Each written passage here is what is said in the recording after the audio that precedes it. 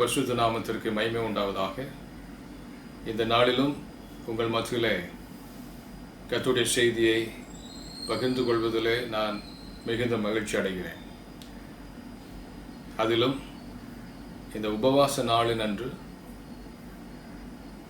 உங்கள் மத்தியிலே இதற்கு உகந்த கர்த்தருடைய வார்த்தையை உங்களுக்கு பகிர்ந்து உங்களை உற்சாகப்படுத்துவதில் எனக்கு மிகுந்த மகிழ்ச்சி.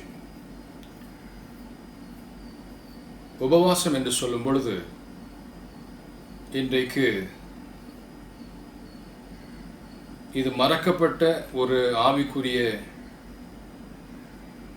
ஒரு பயிற்சியாக, இல்லை என்று சொன்னால் ஒரு தன்மையாக மாறிவிட்டது.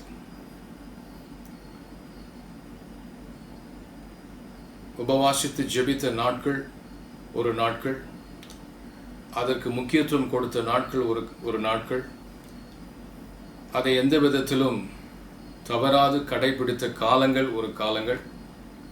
ஆகிலும் இன்றைக்கு அநேக கர்த்தருடைய பிள்ளைகள் அந்த அளவிற்கு முக்கியத்துவத்தை கொடுக்காமல், அவர்களுக்கு சௌரியப்பட்டால் இந்த உபவாச ஜெபத்தை அவர்கள் செய்கிறதை நாம் பார்க்க முடிகிறது.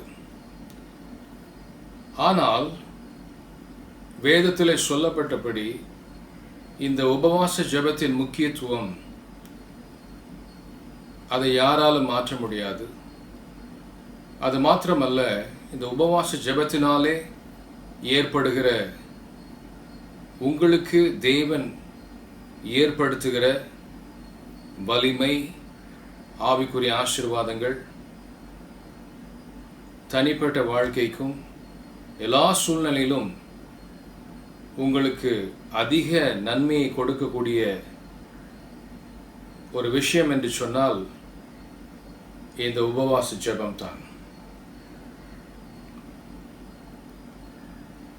எனவே இந்த கடைசி நாட்களிலே வந்திருக்கிறதான நாம் இதற்குரிய காரியத்தை நாம் மறந்து விடாமல்,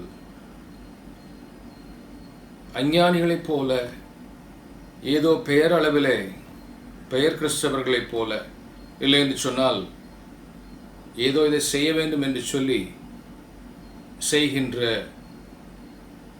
கிறிஸ்தவர்களைப் போல நாம் இல்லாமல், இதற்குரிய அர்த்தத்தை புரிந்து, இதனுடைய முக்கியத்துவத்தை புரிந்து, இதை தேவன் ஏன் நம்மை செய்ய வைக்கிறார் என்கிறதான அந்த காரியத்தை நாம் நன்கு புரிந்து அதை விருப்பத்தோடு நாம் செய்யும் பொழுது, முதலாவதாக அது எளிதாக நமக்கு மாறுகிறது. அது மாத்திரமல்ல, அதனாலே நமக்கு கிடைக்கக்கூடிய ஆசீர்வாதங்கள் மிகவும் பிரயோஜனமுள்ளதாகவும், தேவனுடைய ராஜ்யத்திற்கும் தேவ சித்தத்திற்கும் உகந்ததாயும், ஒரு ஜீவனுள்ள சாட்சியாக நாம் அநேகருக்கு ஆசீர்வாதமாக இருக்க தேவன் கிருபை செய்கிறதாயும் இது காணப்படுகிறது. எனவே இந்த நாளிலே இந்த உபவாசத்தை குறித்ததான ஒரு சில முக்கியமான காரியங்களை நாம் தியானித்து தொடர்ந்து நாம் ஜெபத்திற்குள்ளாக நாம் கடந்து செல்வோம். கர்த்தர் நம்மை ஆசீர்வதிப்பாராக. நாம் எல்லாரும் வேதத்தில்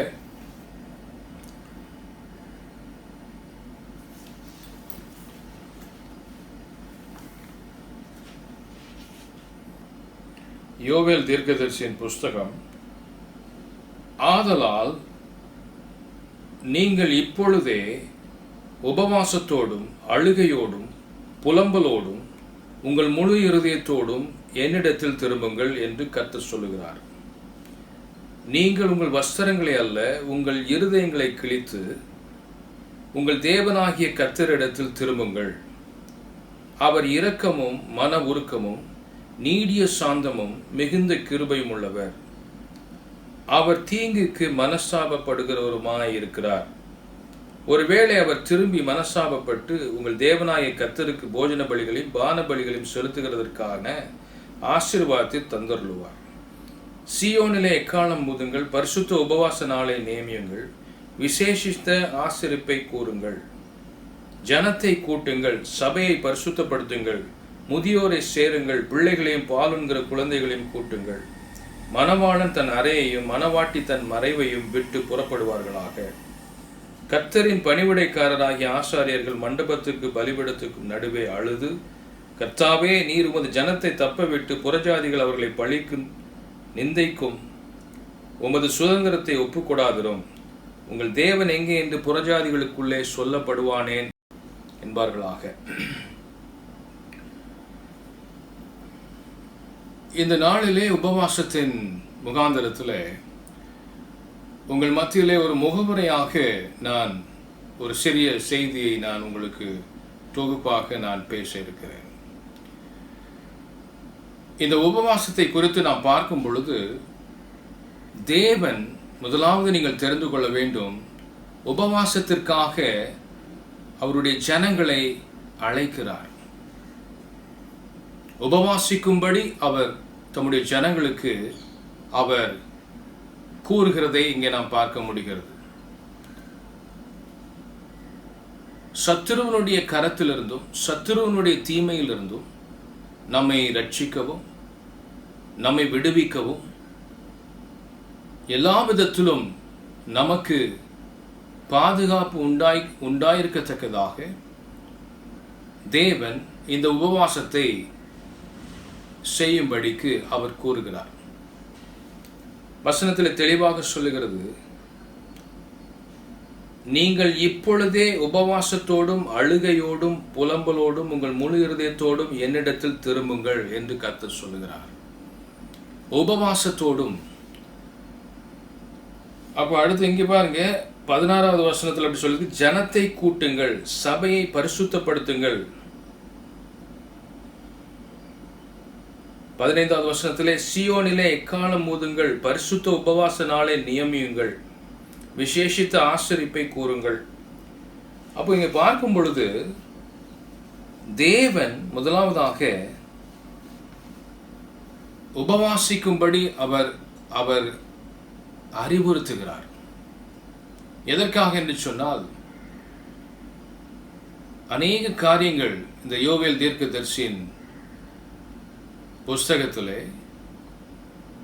அநேக காரியங்கள் காரணங்களாக சொல்லப்பட்டு அதற்காக நீங்கள் உபவாசிக்க வேண்டும் என்று சொல்லி தேவன் சொல்லுகிறார். அப்போ ஆவிக்குரிய வாழ்க்கையில இது ஒரு முக்கியமான பங்கை வகிக்கிறதாக இருக்கிறது. உபவாசம் என்று சொல்லும் பொழுது இன்றைக்கு அநேகர் நினைக்கிறார்கள், தேவனுடைய கரத்தை அசைத்து விட வேண்டும், இதை சாதித்து விட வேண்டும், அதை சாதித்து விட வேண்டும் என்று சொல்லி அநேகர் நினைத்து கொண்டு அவர்கள் அதற்காக தங்களுடைய விருப்பத்தை நிறைவேற்றும்படிக்காக அவர்கள் உபவாசத்தை ஆசரிக்கிறார்கள். ஆனால் வேதத்திலே பார்க்கும் பொழுது உபவாசத்தை அதற்காக தேவன் குறிப்பிடவில்லை. உபவாசம் என்று சொல்லும் பொழுது நீங்கள் தேவனோடு கூட நெருங்கிய ஒரு வாசத்தை ஏற்படுத்தும்படி, அவரோடு கூட வாசம் பண்ணுவது உபவாசம். அந்த நெருங்கின உறவின் நேரத்திற்காகத்தான் உபவாசத்தின் ஒரு ஆவிக்குரிய தன்மையானது, ஒரு ஆவிக்குரிய ஒரு பயிற்சி, இல்லை என்று சொன்னால் ஒரு ஆவிக்குரிய ஒரு என்ன சொல்வது, ஆவிக்குரிய தன்மையை நாம் கடைபிடிக்கிறோம். இதை அநேகருக்கு புரிந்து கொள்வதில்லை. இதை வைத்து நாம் உபவாசித்து தேவனுடைய கரத்தை அசைத்து விடலாம், இதை சாதிக்கும்படியாக நாம் உபவாசிக்க வேண்டும் என்று சொல்லி அநேகர் அப்படி நினைத்து கொண்டிருக்கிறார்கள். ஆனால் உங்களுடைய விருப்பத்தையும் உங்களுடைய எண்ணங்களையும் சாதிக்கிறதற்காக உபவாசிப்பதை தேவன் கூறவில்லை. இது உங்களுக்காக நீங்கள் என்ன செய்ய வேண்டும்? உபவாசித்து செபிக்க வேண்டும்.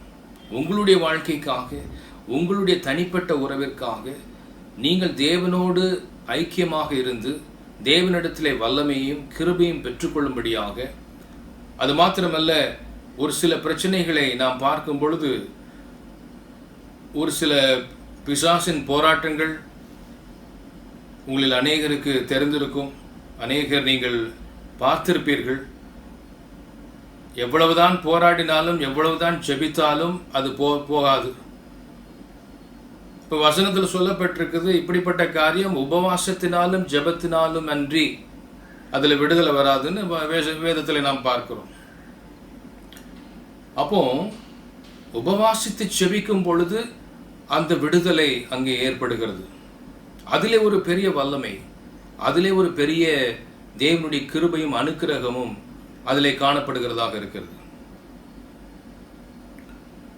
என்னை கேட்கிற அருமையான கர்த்தருடைய பிள்ளைகளே, எனவே முதலாவது நீங்கள் தெரிந்து கொள்ள வேண்டிய காரியம், இந்த உபவாசத்திற்காக தேவன் உங்களை அழைக்கிறார். இதை அவ்வப்போது நீங்கள் செய்து கொண்டே இருக்க வேண்டும். எனவே முதலாவதாக உபவாசம் என்றால் என்ன, அதை நாம் முதலாவது நன்கு தெரிந்து கொள்ள வேண்டும். உபவாசம் என்று சொல்லும் பொழுது ஒரு ஆவிக்குரிய ஒரு ஒழுங்கின் குணாதிசயம் என்று சொல்லலாம்.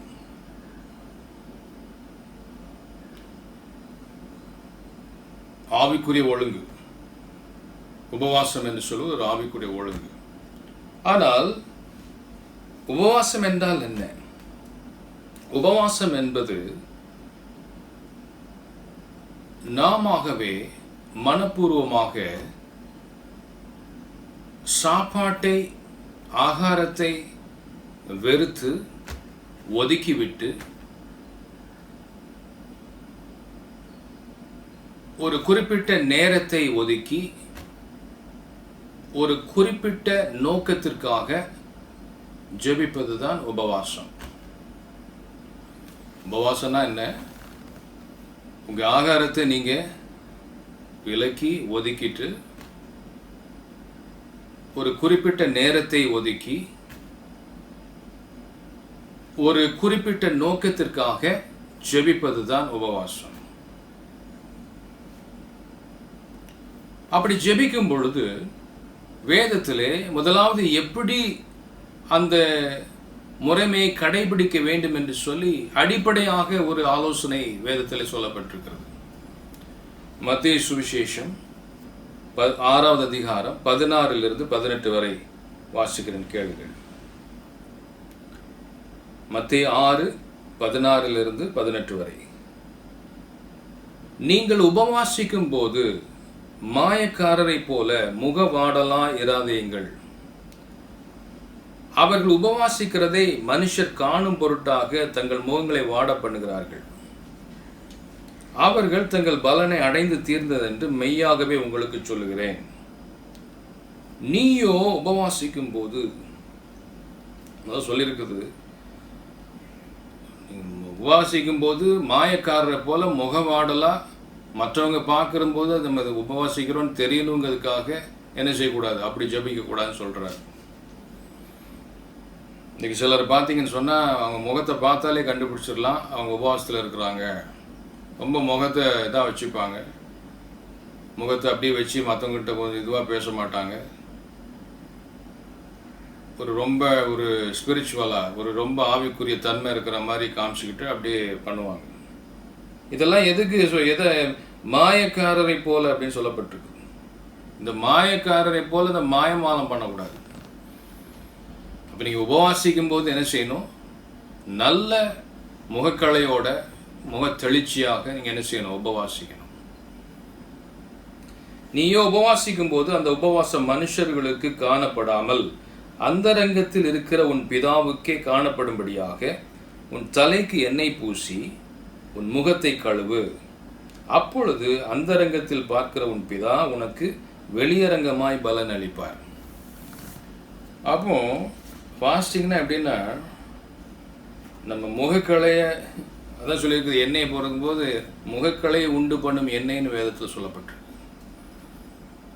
நல்ல முகத்தை கழுவி எண்ணெய் பூசி யாருக்குமே தெரியக்கூடாது உபவாசிக்கிறோம்னு சொல்லிட்டு, அந்தரங்கத்தில் இருக்கிற பிதாவை ஒரு ரூமில் போயிட்டு ரூமை சாத்திட்டு என்ன செய்யணும், தனித்து முழங்கால் படிக்கிட்டு நல்ல ஜெபிக்கணும். அப்போ அந்தரங்கத்தில் பார்க்கிற உங்கள் பிதா உங்களுக்கு வெளியரங்கமாக என்ன செய்வார், அவர் பதிலளிப்பார். மாயமாலமே பண்ணக்கூடாது. அடுத்தபடியாக எதற்காக ஜெபிக்க வேண்டும்? எதற்காக ஜெபிக்க வேண்டும் சொல்லுகிறது உபவாச ஜெபத்தை சொல்லுகிறேன். சாதாரணமாக ஜெபிக்கிற ஜெபத்தை சொல்லவில்லை. எதற்காக உபவாசித்து ஜெபிக்க வேண்டும்?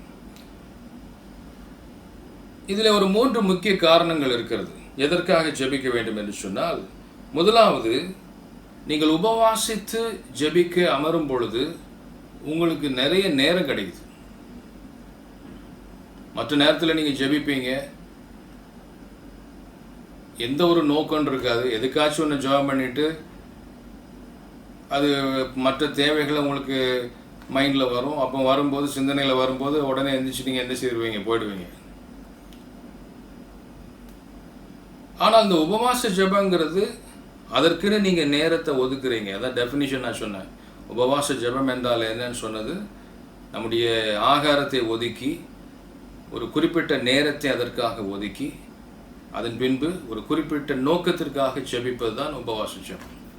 அப்போ இதில் நிறைய நேரம் உங்களுக்கு கிடைக்குது. இப்போ காலையில் ஆராதனைக்கு உபவாச நாளுக்கு நீங்கள் 10 மணிக்கு வந்துடுறீங்கன்னு சொன்னால், சாயந்தரம் 3 மணிக்கு தான், 2 மணிக்கு குறையாமல் நீங்கள் என்ன செய்வீங்க? இருந்து ஜெபித்துட்டு தான் நீங்கள் வீட்டுக்கு போவீங்க. அப்போது அதிக நேரம் கிடைக்குது. இதில் ஒரு வசனத்தை வாசிப்போம். அப்போஸ்தலர் நடபடிகள் 13:2-3.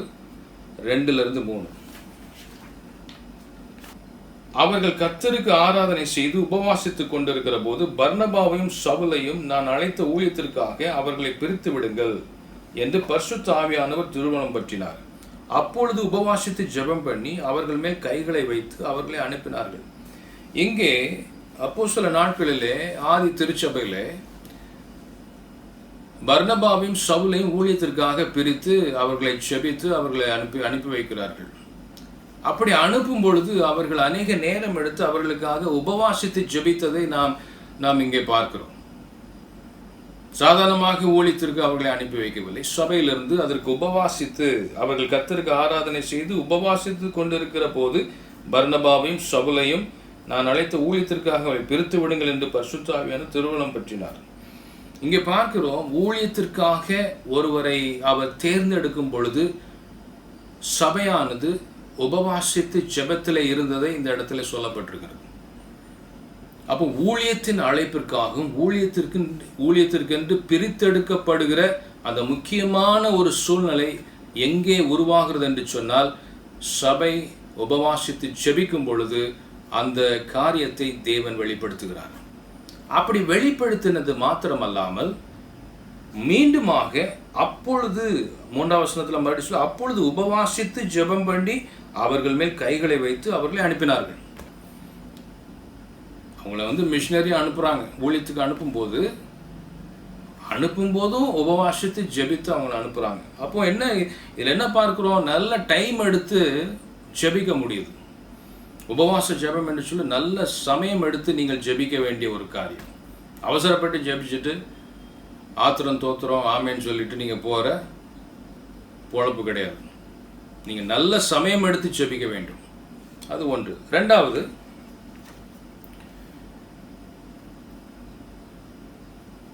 உங்களுடைய உபவாச ஜெபம் உங்கள் இருதயத்தின் ஆழத்தில் இருக்கிற ஒரு முக்கியமான ஜெப விண்ணப்பத்தை, ஒரு விருப்பத்தை வெளிப்படுத்துகிறதாக அமைகிறது.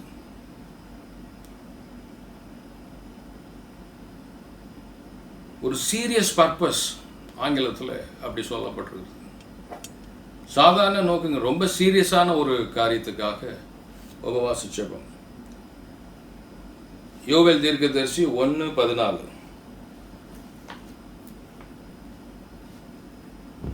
பரிசுத்த உபவாச நாளை நியமியுங்கள், விசேஷ ஆசரிப்பை கூறுங்கள், மூப்பரின் தேசத்தின் எல்லா குடிகளும் உங்கள் தேவனாய் கர்த்தருடைய ஆலயத்தில் கூடி வர செய்து அவரை நோக்கி கூப்பிடுங்கள். ஆசாரியர்களை ரெட்டுடுத்தி புலம்புங்கள், பலிபீடத்தின் பணிவிடைக்காரரை அலறுங்கள். அந்த நாள் நிமித்தம் ஐயோ, கர்த்தருடைய நாள் சமீபமாய் இருக்கிறது, அது சங்காரம் போல சர்வ வல்லவரிடத்திலிருந்து வருகிறது. இங்கே பார்க்கிறோம், கர்த்தருடைய நாள் அது மிகவும் பயங்கரமான நாள் என்று சொல்லி நாம் வேதத்திலே பார்க்கிறோம். கடைசி நாளிலே நடக்கப் போகிற சம்பவங்கள் வெளிப்படுத்தப்பட்டு அது கர்த்தருடைய நாளாக யோவேல் தீர்க்கதரிசிக்கு அது தரிசனமாக வரும் பொழுது இப்படியாக சொல்லப்பட்டு இந்த முக்கியமான காரியத்திற்காக செபிக்கும்படிக்கு ஆவியானவர் இங்கே வெளிப்படுத்துகிறதை பார்க்கிறோம். இரண்டாவதாக ஒரு சீரியஸான ஒரு காரியத்திற்காக உபவாச ஜெபம். ஏதோ சாதாரணமான காரியம் கிடையாது. கர்த்தருடைய நாள் வரும்போது அது பெரிய அழிவு, பாவிகளுக்கு ஒரு பெரிய அழிவு. அது கர்த்தருடைய பிள்ளைகளுக்கு பிரச்சனை கிடையாது.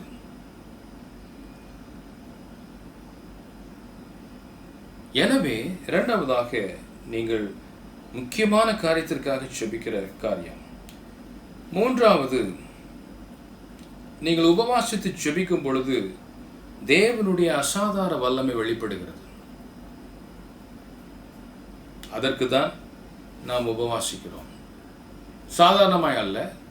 நீங்கள் உபவாசிக்கும் பொழுது தேவனுடைய அசாதாரண வல்லமை வெளிப்படுகிறதை நாம் பார்க்க முடியும். சாதாரண ஜெபத்திலே அப்படிப்பட்ட ஒரு நிகழ்வுகளை நீங்கள் பார்க்க முடியாது.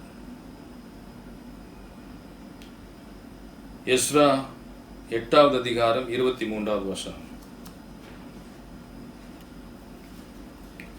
அப்படியே நாங்கள் உபவாசம் பண்ணி எங்கள் தேவனிடத்திலே அதை தேடினோம், எங்கள் விண்ணப்பத்தை கேட்டருளினார்.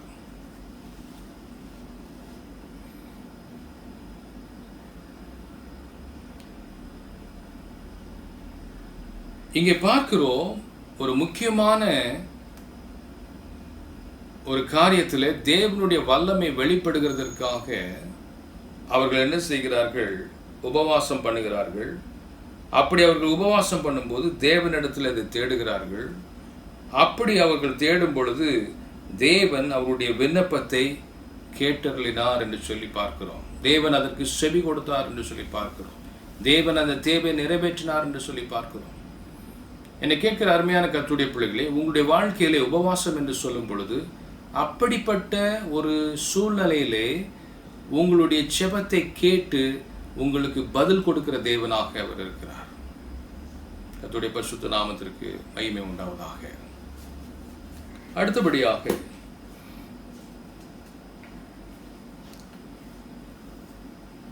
உபவாச ஜெபத்தின் முக்கியத்துவம் என்ன? இதில் ஒரு சில குறிப்புகளை மாத்திரம் பார்த்து இந்த செய்தியை நாம் முடிக்கப் போகிறோம். உபவாசத்தின் முக்கியத்துவம் என்ன? உபவாசத்தை குறித்து நாம் பார்க்கும் பொழுது உபவாசம் நடக்கிற சூழ்நிலையிலே ஒரு பெரிய வெற்றிக்கு முன்பதாக ஜனங்கள் உபவாசிக்கிறதை நாம் பார்க்க முடிகிறது. பெரிய வெற்றிக்கு முன்பதாக உபவாசம், பெரிய அற்புதத்திற்கு முன்பதாக உபவாசம், சில ஜெபத்திற்கு பதில் கிடைத்ததற்கு முன்பதாக உபவாச ஜெபம். இதையெல்லாம் பார்க்கும் பொழுது உபவாச ஜெபம் நம்முடைய ஆசீர்வாதத்திற்காக நம்மை ஆயத்தப்படுத்துகிறதை நாம் பார்க்க முடியும். ஒரு ஆசீர்வாதத்தை கொண்டு வருகிற காரியமும் இந்த உபவாச ஜெபம் தான். ஒரு பெரிய வெற்றி சாதாரணமாக நீங்கள் என்ன செய்ய முடியாது, வெற்றி சிறக்க முடியாது. குதிரை யுத்த நாளுக்கு என்று ஆயத்தமாக்கப்படும் வேதம் சொல்லுகிறது. ஆனால் ஜெயமோ கர்த்தரால் வரும் என்று சொல்லி வேதத்தில் பார்க்கிறோம். நம்ம ஆயத்தம் தான் பண்ண முடியும். வெற்றி கர்த்தர் கொடுத்தால் ஒழிய நமக்கு வெற்றி வருகிறது கிடையாது.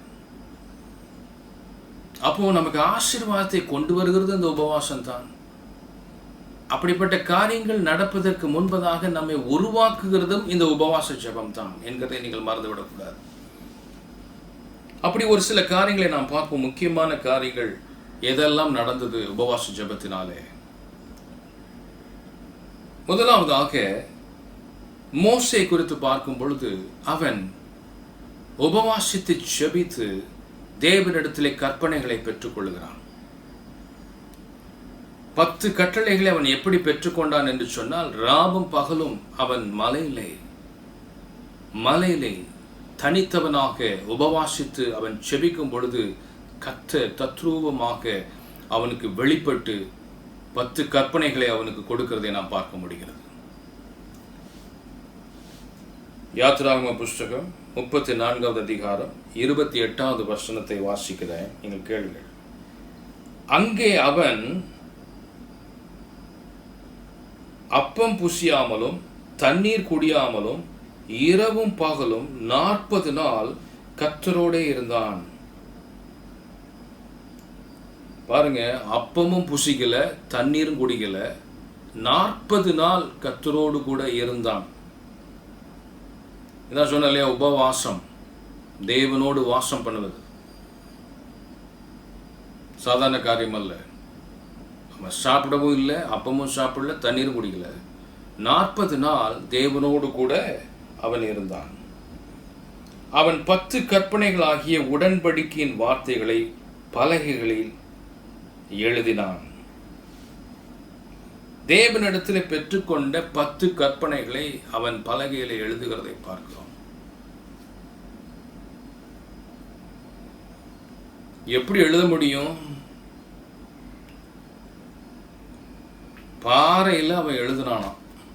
தேவனுடைய கற்பனைகளை அவன் பாறையில், கல்லில், அந்த மலையில் 40 நாள் உட்கார்ந்து ஜெபித்ததில் அசாதாரணமான வல்லமை.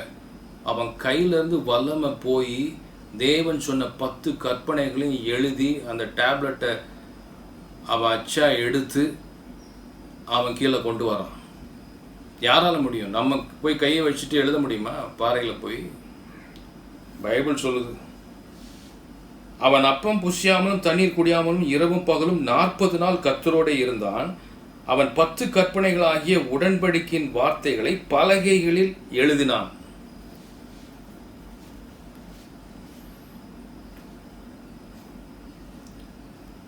இரண்டாவதாக, இஸ்ரவேல் ஜனங்கள் ஒரு பெரிய வெற்றிக்கு முன்பதாக அவர்கள் உபவாசிக்கிறதை பார்க்கிறோம். 2 நாளாகமம் 20வது அதிகாரம் 2-3. சிலர் வந்து யோசபாத்தை நோக்கி, முதலாவது வசனத்தை பார்க்கும், இதற்கு பின்பு மோவா புத்திரரும் அம்மோன் புத்திரரும் அவர்களுடைய அம்மோனியருக்கு அப்புறத்தில் உள்ள மனுஷரோடும் கூட யோசபாத்திற்கு விரோதமாக யுத்தம் பண்ண வந்தார்கள். இங்க யோசபாத்துக்கு விரோதமாக யுத்தம் பண்ண வர்றாங்க. அப்போ சிலர் வந்து யோசபாத்தை நோக்கி, உமக்கு விரோதமாக ஏராளமான ஜனங்கள் கடலுக்கு அக்கறையில் இருக்கிற சீரியாவிலிருந்து வருகிறார்கள். இதோ அவர்கள் எங்கேதியாகிய ஆசோனின் தாமாரில் இருக்கிறார்கள் என்று அறிவித்தார்கள்.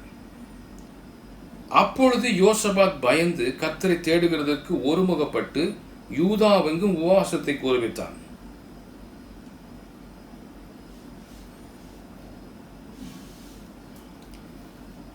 இங்கே பார்க்கிறோம், ஒரு யுத்தத்திற்காக, அந்த யுத்தத்திலே ஜெயிக்க வேண்டும் என்று சொல்லி, மடிந்து போகக்கூடாது என்று சொல்லி, வெற்றிக்காக இஸ்ரவேல் ஜனங்களை அவன் என்ன செய்கிறான்?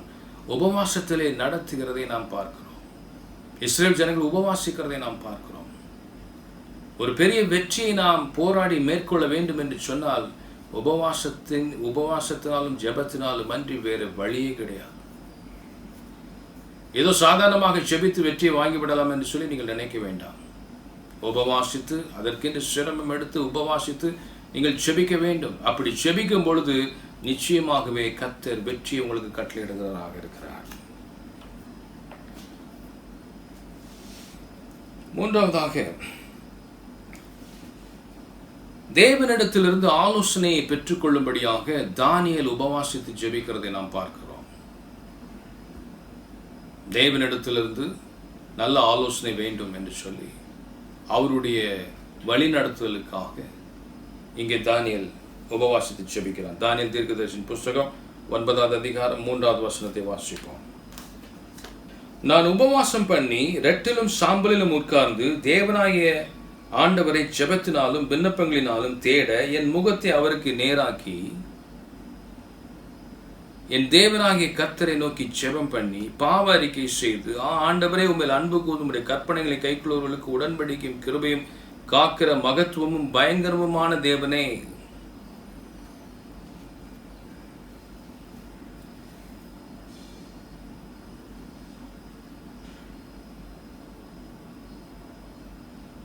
தேவனுடைய முகத்தை தேடுகிறான். தேவனுடைய ஆலோசனைக்காக அவன் தேவனுடைய சமூகத்தில் உபவாசம் இருக்கிறான். அப்படி அவன் இருக்கும் பொழுது தேவன் அவனுக்கு வெளிப்படுத்த வேண்டிய எல்லா காரியத்தையும் வெளிப்படுத்தி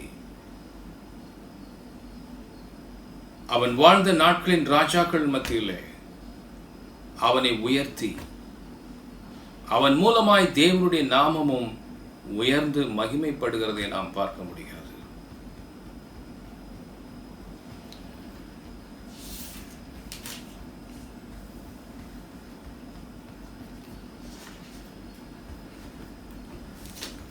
ஒன்பதாவது அதிகாரம் 21, 22 பார்க்கிறோம்.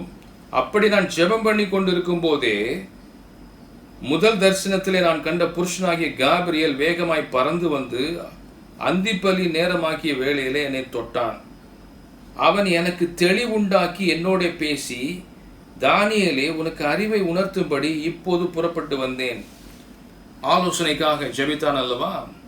அவன் ஆலோசனைக்காக ஜெபித்த மாத்திரத்திலே இங்கே பார்க்கிறோம், முதலாம் தரிசனத்திலே கண்ட அந்த புருஷனாகிய காபிரியல், அவனுக்கு முதலாவது தரிசனத்துல வந்து அந்த ஏஞ்சலை, அந்த தேவ தூதனை கேப்ரியலை முகம் கரெக்டா பார்த்து வச்சிருக்கிறான். அதே தேவதூதன் வந்து என்ன செய்கிறான்? இப்பொழுதும் அவனுக்கு தரிசனமாகி அவனுக்கு அறிவை உணர்த்தும்படி அவன் கடந்து வந்தேன் என்று சொல்லுகிறான்.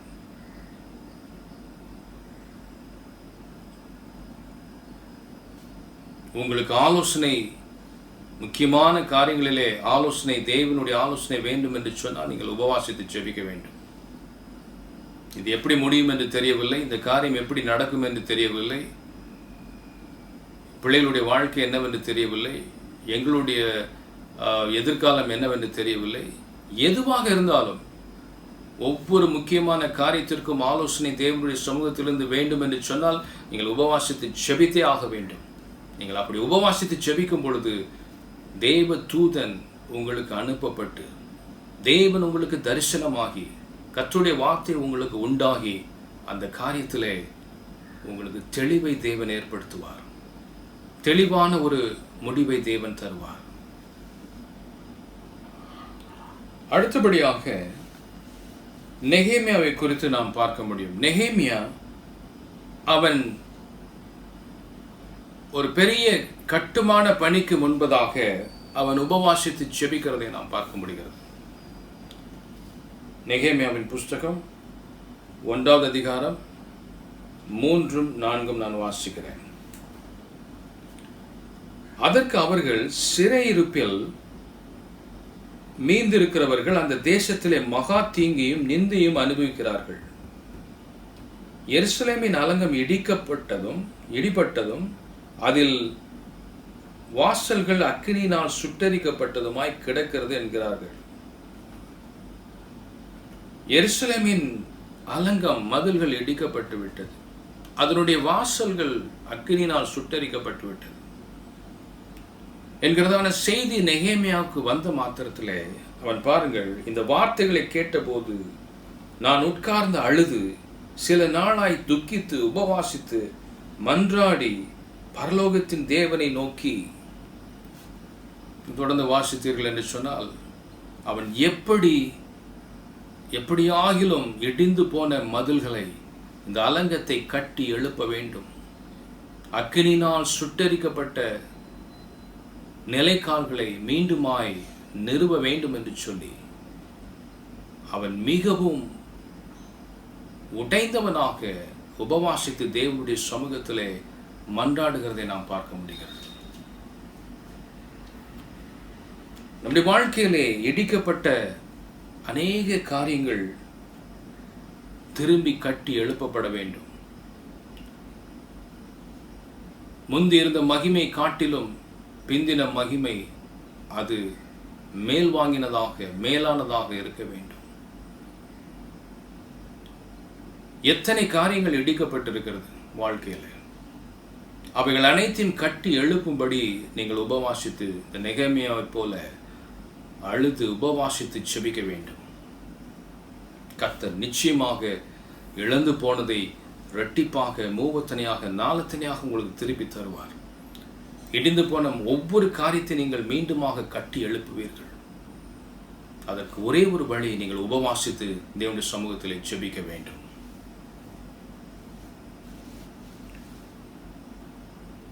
அடுத்தபடியாக இயேசு கிறிஸ்துவை நாம் பார்க்கிறோம். இயேசு என்ன செய்தார்? லூக்கா எழுதின சுவிசேஷம் 4வது அதிகாரம் 2வது வசனத்தை நீங்கள் வாசிங்கள். 40 நாள் பிசாசினால் சோதிக்கப்பட்டார். அந்த நாட்களில் அவர் ஒன்றும் புசியாதிருந்தார். அந்த நாட்கள் முடிந்த பின்பு அவருக்கு பசி உண்டாயிற்று. நீங்க பார்க்கிறோம், இயேசு பரிசுத்த ஆவியினாலே நிறைந்தவராய் யோர்தானை விட்டு திரும்பி ஆவியானவராலே வனாந்திரத்திற்கு கொண்டு போகப்பட்டார். 40 நாள் பிசாசினால் சோதிக்கப்பட்டார். அந்த நாட்களில் அவர் ஒன்றும் புசியாதிருந்தார். இங்கே பார்க்கிறோம், 40 நாட்களாக இயேசு உபவாசித்து ஜெபிக்கிறார். அவர் ஜெபிக்கிற வேளைகளிலே அவர் சாப்பிடவில்லை.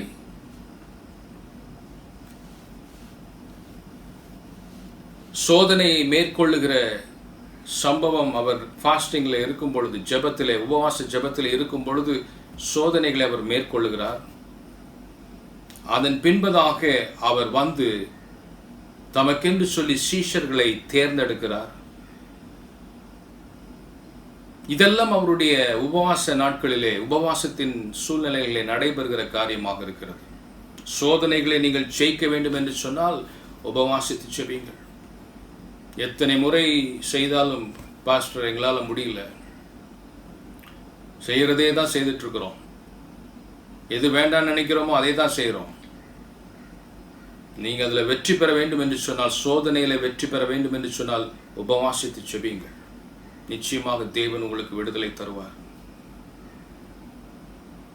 ஒரு சில முக்கியமான முடிவுகளை எடுப்பதற்கு முன்பதாக எப்படி இயேசு இந்த 40 நாட்கள் உபவாசத்திற்கு பின்பதாக சீஷர்களை தேர்ந்தெடுக்கிறார். தேவனுடைய ராஜ்யத்தின் பணிக்காக சீஷர்களை தேர்ந்தெடுக்கிறதான முக்கியமான காரியத்தை அவர் செய்தார். கிங்டம் பிசினஸ், காட், தேவனுடைய கிங்டம் பிசினஸ் அவர் செய்கிறார். அதே போல உங்களுடைய வாழ்க்கையிலும் முக்கியமான முடிவுகளுக்காக நீங்கள் உபவாசித்து ஜெபிக்க வேண்டும்.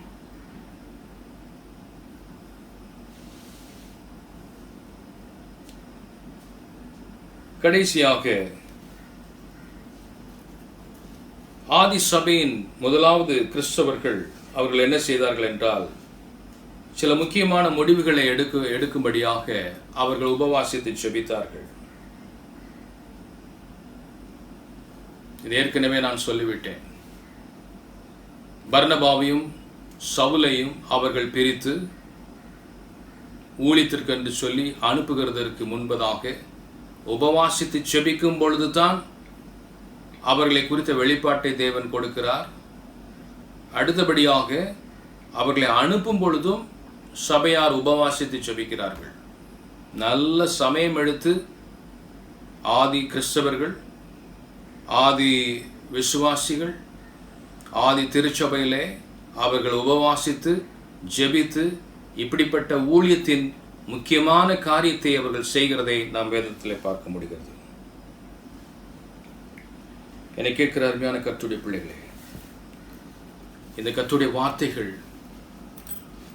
உபவாசத்திற்கு என்று சொல்லி நீங்கள் கடந்து வரும் பொழுது இந்த காரியங்கள், நீங்கள் கேட்ட ஒவ்வொரு காரியத்தையும் நீங்கள் மறந்து விடாமல் அதை நினைவிலே கொண்டு மாயமாலமாய் அல்ல, மாயக்காரரை போல் அல்ல, உங்களுடைய உபவாசம் வெளியிலே தெரியாத அளவிற்கு தேவனுக்கு மாத்திரம் தெரிந்ததாக இருக்கும்படிக்கு நீங்கள் அந்தரங்கத்தில் இருக்கிற உங்கள் பிதாவை நோக்கி நீங்கள் பார்ப்பீர்கள் என்று சொன்னால் தேவன் வெளியரங்கமாக உங்களுக்கு பதில் அளித்து உங்கள் வாழ்க்கையை மாற்றுவார், உங்கள் தேவைகளை சந்திப்பார், ஜெபத்திற்கு பதில் கொடுப்பார்.